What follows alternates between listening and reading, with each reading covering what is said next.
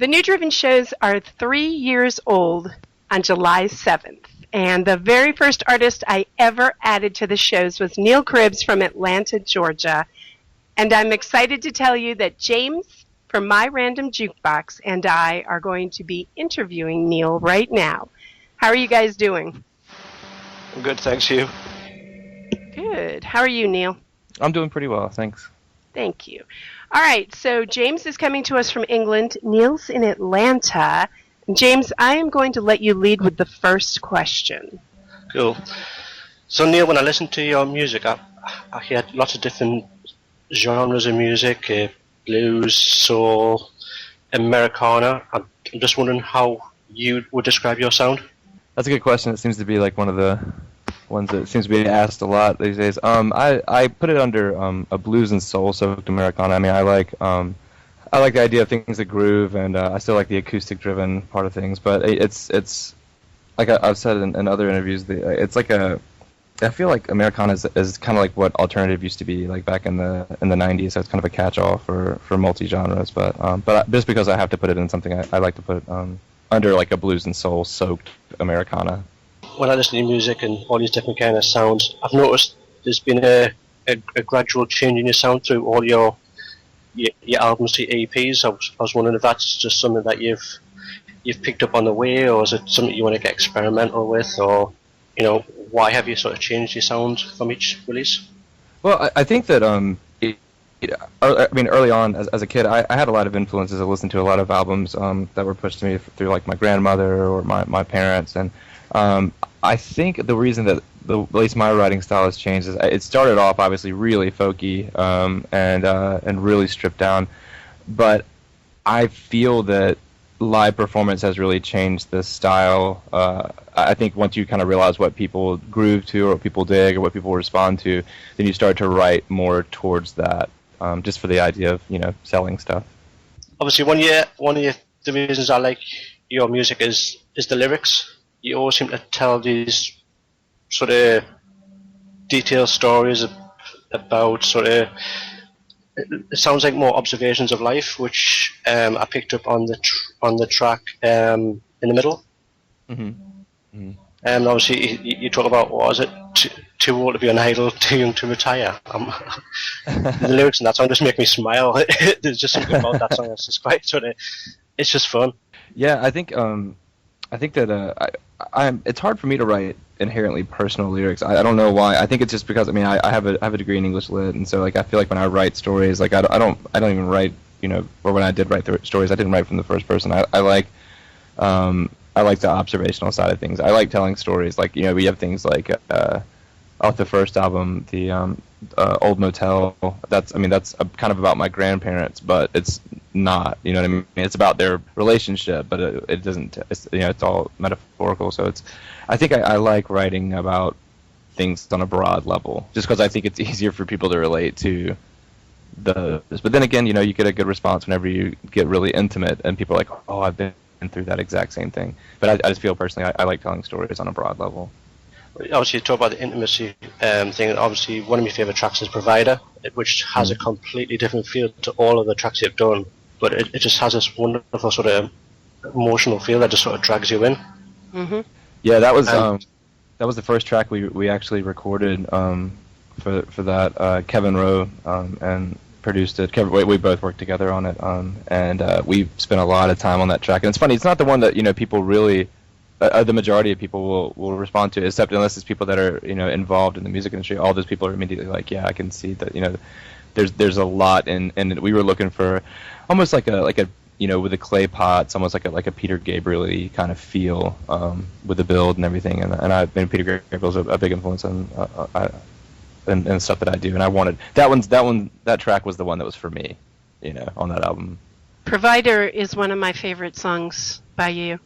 Thanks. Yeah, I mean it's a good one. It's one of those that I don't go back and listen to my songs too much, just because we play them out. But Provider has taken many faces, especially with the live band. It sounds, much different than it does on the album.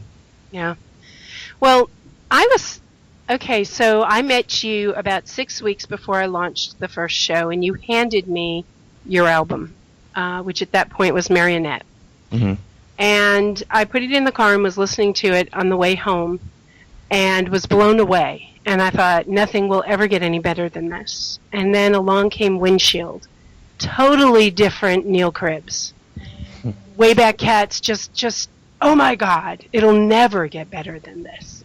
How do you keep getting better? How do you do that? Well, I mean, I liken a lot of that stuff to live performances, and there's this big fight with not a real fight, but there's a where independent musicians or especially songwriters say, oh, we don't want to do cover songs, we don't want to do cover gigs, we just want to play original music, and ultimately, obviously, that's everybody's goal, but I feel that a lot can be learned from taking songs and covering them in your own way, and then once again, like I said, just reading your fans and seeing how they react to things. And I feel that if I'm playing a song that has a certain groove to it that people react to, then I'm gonna that maybe like another song, like a cover song. Like I do strange songs that don't seem like they would work with me, and if people react to that a certain way, then I'll try to write a song in that style or something like that. You know what I mean? So I think it's important for it to continue growing. It's one of those things that whenever we have a favorite artist and we listen to their I guess second album, let's say, and we can become so involved in it, we're like, oh, it's amazing. Then we hear their new album and it takes us a minute to kind of just grab onto it. I think that's part of it too. I think it's like warming up to trying new things. So what can we expect in the future for Neil then? We're working on two projects right now. We're doing one that's a concept album. That's based on the 1930s and the Great Depression, and it's some of it is kind of in a similar style, some of it's more just lyrically about that type of thing, and so we're working on that one, and we're also working on a live studio album. Basically, we have a bunch of singles. Like for example, for the To the Left album, I submitted about 10 songs, and we came out with 5. So I've still got leftover songs, and there are a few that are really strong. They just didn't happen to fit into the thread of the album. So we're going to try to do a live studio album and try to basically push out an album of a bunch of singles. So it may not be like a consistent thread for that particular album, but it'll have some great singles off of it. Very cool. Can't wait to hear it. What's that? Can't wait to hear it, because obviously obviously when I was listening to each album, every time I sort of listened, it was just something new that grabbed my attention. So I'm sort of starting to get this kind of excitement that every time I hear something new by Neil, it's just like, what's he going to do next? So it sounds quite cool. That's exactly the truth. Thanks. Yeah, it's. I mean, we had one that the new album has something like a Dust Bowl ballad and what we're calling a gypsy jazz piece and all kinds of stuff. So should be pretty neat. So when I first knew you, Neil, you were just Neil, and now you're sometimes Neil and other people. Yeah, it's the band is Neil CRIBBS and the Rough Gentlemen, and we have a pretty solid lineup. The guys that I play with we're all professional musicians, so there will be times when we aren't gigging as a band 5 times a week, and so there'll be times where they'll play with other people, but they're very dedicated to playing out with me, which is really wonderful. And then I'm working on a side project currently with my bassist called Split Kin, like K-I-N, and we're going to try to build that into a more acoustic driven. I guess it would be a folky-ish, but just not the. Obviously, we're going to try to put a twist on it. That's just what we do. That's awesome. I can't wait to hear that. Man, that's going to be good. It's been fun. There's something about bringing an upright bass into anything that just looks awesome. So it's more aesthetics. Good job. Do you like tennis? This question. Yeah, there was a time, but I'm no Sampras. No, I'm a basketball boy at heart. I grew up in a basketball state, so. Oh, do you like the Kentucky Wildcats? No, well, I grew up in North Carolina, so So you can still like Kentucky. They're the best. Great, they have great colors. I don't like basketball. Sorry. Oh no, it's okay. It's okay. I mean, when I moved to Georgia, Georgia's a big baseball and American football state, and because of growing up in North Carolina, you have University of North Carolina and Duke and all these big heavy hitters in the basketball, college basketball area. So I think it's, for at least around over here, it's just kind of where you grow up is kind of, we didn't have a baseball team, we didn't really have a football team. We're the Panthers now, but yeah. Anyway, enough about sports. This is supposed to be about music. What, looking forward for you, Neil, I'm not talking about looking forward at the new albums, but I'm talking about looking down the road 5 years. Where's Neil CRIBBS going to be?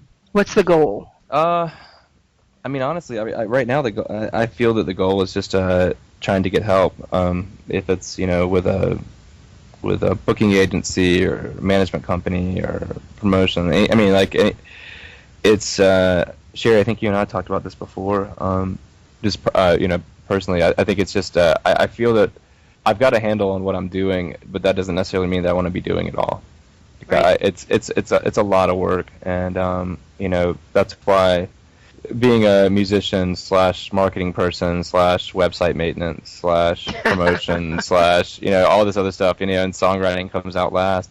There are people that do those jobs individually 100% of the time, which tells you, which means that I'm probably not putting all my efforts into what I should be doing. But yeah, I mean, help will be good on any level. So that's kind of the first goal. But as far as in 5 years, I don't know. I mean, I'm hoping to have a solid enough fan base to be able to, provide at home. I mean, I mean, I've been full time for a while now, but a matter of, I guess, getting the things that we want in life, Right. or stability, or that type of thing is really my ultimate goal. I mean, if that means quote unquote making it, then I'll take making it. But it's there's still a lot to be done, and I feel like every time I get more into the music industry, it becomes bigger and bigger and bigger, and more specialized. And so it's just trying to wrap my head around what I've got myself into. Yeah, how does a literature major? I think you have a master's degree in literature, don't you? I do. How did you end up a full-time musician? I guess I started writing, like everybody starts writing, with basic. It's almost like when you start writing poetry, and your poetry is all about relationships and love, and that's where you that's where you start, because that's what you read about. You read Tennyson, right, whatever else.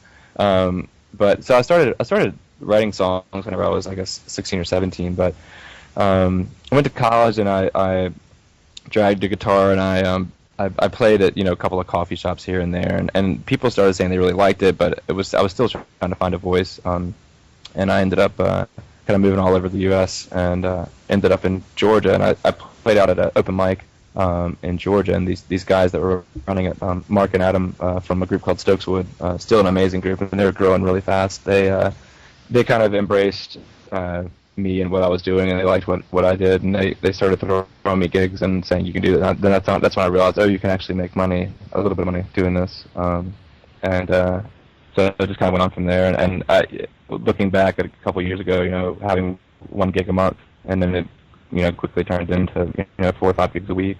So yeah, that's kind of how it worked. The short story of it. It's cool. Can you please tell our audience where they can find you? I guess the best place is neilcribbs.com, which is neilcribbs.com, and that has all the links that you need there. Or you can do roughgentleman.com or splitkin.com. They all go to the same place. Yeah, so that's the best place. And of course, I'm on all the social media stuff. It's on iTunes and Spotify and Pandora and all that stuff. All right, and just for our listeners, it's Neil CRIBBS, Neil. CRIBBS has 2 B's, CRIBBS. All right, any shows, anything coming up that the audience might be able to head out and catch? Depends on where you are. I guess the next decent band thing, we're opening for the Atlanta Braves game. Wow. August 10th. I think they're playing the Marlins. So that's the next band thing. As far as everything else goes, it'll just be kind of here and there. All right, listeners in the Dirty South, head on out to the Braves game August 10th. Is Yes. that correct? Yeah, and August actually, 10th. You can go to the website. There's a little link there for discount tickets, and I guess it kind of gives us some kind of street cred if you buy Oh, that's good. buy it through the Okay. link. Yeah, so that's a So- good way to do it. Go to neilcribbs.com. Make your plans for August 10th at the Braves game. That is a huge honor. How did Yeah, that it's come fun. about? I just asked. No, I saw that some kind of band competition thing, and of course I'm not really. I mean, personally, I know that everything's a competition enough. I'm not really. I don't really delve into these competitions. I just want to be able to play. So she was the lady who contacted me. She was like, yeah, it's kind of like a, the more tickets that you can sell through your thing or whatever, they're discounted tickets, then you get credit towards the whatever band of the year. And I was like, I don't really want to do that. I just want to play music. So I guess we have to be part of this competition in order to just play open for them. But I just wanted to play. Yeah. That's going to get you in front of a huge crowd. That's what we're hoping. I mean, it's they say that we have to play a certain percentage of covers versus originals, but of course we're just going to play a lot of originals. And we'll throw a cover in here and there, but they've got some rules. They say you can't sell anything at the stadium. I guess that's because they have the rights for selling stuff there, but we can give stuff away. So we've got some stuff. That's good. I know. Yeah, so we've Give got some stuff stuff. away. That's just what artists can afford to give stuff away. I know. But I'll be giving away burned CDs. So probably with 2 songs on them. But that's cool. It is such Yeah, an but it's something. It opportunity. gets and that's what I'm hoping for. So. That's awesome. Well, thank you so much for being with us again. It's neilcribbs.com. And James, where do they go to find the blog? They go at myrandomjukebox.blogspot.co.uk. And if they do a search on the blog for Neil Cribbs, they can see the previous posts about him as well. Okay. All right. Thank you, boys. Appreciate Thank it. you. Thank you. Bye-bye.